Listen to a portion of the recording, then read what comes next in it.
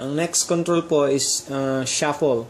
Yung shuffle button po means i-replace niya or i-reassign niya ng position yung mga picture. Sometimes nasa sa ulo ng bata yung position ng picture. So in that way, pwede mo po siyang i-reposition.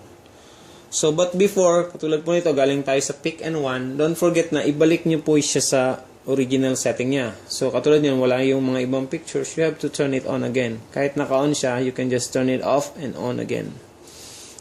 Off and on again. So, nandiyan na po sila lahat. Huwag niyo po natin kalimutan na ibalik natin siya sa original niya bago niyo gamitin niyo po yung ibang mga controls na magkakaroon ng problema. So, ito po yung shuffle. So, pag pinindot po natin siya, it will just instantly reposition the pictures sa iba-ibang lugar.